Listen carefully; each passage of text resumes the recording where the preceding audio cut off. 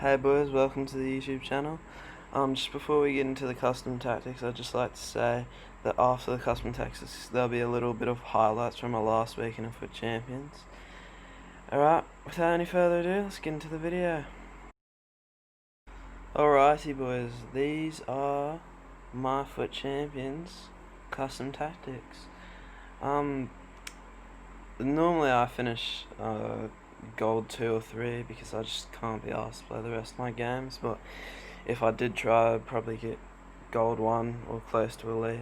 So yeah, I try to play a very different way of playing FIFA, a very more aggressive way, but it's still enjoyable. Alright, so I have 4 things, as you can see. One's for each type of scenario. So attacking is the normal one I play. Defense is if I'm winning by a few goals and I just want to keep it. Ultra defensive is for when I need to save the game, when it's like dying minutes. And ultra attacking is when I'm a goal down and I need to get into extra time to draw it. And yeah, I play different formations. Obviously the one with ultra attacking is very attacking and not defending at all. It's considering anyway. So this is the one I always play. These are what you came here for. So 4-1-2-1-2 narrow. These are the custom tactics. Pressure after possession loss. This means every time I lose the ball, my players will be in and around wanting to win the ball very quickly. And the depth is on 10 because I want to win the ball in their half, not in my half. So it's easier for me to get better goal scoring opportunities, and I don't have to rely on making a clutch tackle to get the ball back. Width is at 5. That's just because too wide is too easy to counter attack, and too narrow is also too easy to counter attack. So like that. Offensive style build up, fast build up. Can be on whatever really, but fast build up just is what works for me. Width on 5 and players in the box 6, because I've got Canton and I want him to get as many headers as possible. But yeah, again, it doesn't really matter. It's up to the players you have really. Corners and free kicks just both on 3. Again, that's what works for me. Alright, let's get into the formations. So yeah, just a pretty boring team. I know I have Joe Gomez in my team, but this video was filmed a while back, so now I have Klosterman and Upamecano headliner. But yeah, and I just don't have that team at all. But yeah, I play the centre backs with aggressive interceptions, just on both of them, and I feel it just makes them win the ball quite a lot easier. Yeah, Joe Gomez and Klosterman obviously being very good at winning the ball already, but with that on, it just makes them over. Fullbacks, join the attack, aggressive interceptions on both of them. Just makes them, essentially with Adama, he'll sprint down the line, and play as like a left winger, getting on the ball, through balls, getting crosses into the box, that type of stuff. Same with Mukiel, even though he's not as good as going forward as Adama. Whatever fullback you have will still do the job. It doesn't matter who it is. It's just like the idea of getting forward, putting pressure on their fullbacks. Sissoko's on man mark, get forward, aggressive interceptions, and cover centre. So this is CDM. Essentially any CDM you have in your team can play this role, preferably a big CDM, like a taller one. They'll do the job a bit nicer than a more nippy CDM. Just because they, like in the formation, they play really by themselves and they're isolated. Centre mids on get forward, cover centre, and aggressive interceptions. The other 2 are just on balance.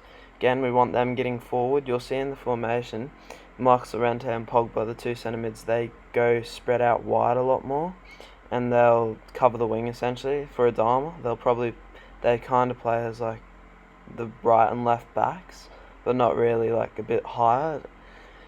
So yeah, it works quite well. Yeah, they kind of get forward, not really, which is what I like. So they don't like bring themselves too far forward, so they don't get counter attacked. they can still defend the situation. Canton's on stay forward.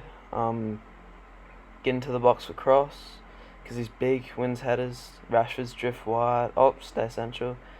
Oh, no. Balanced with... Oh, yeah. Alright. Joao Felix, balanced. Yeah, they're both unbalanced. That's what they were supposed to be. Joao Felix is target man because he's got the 5-star skills and he's not that fast.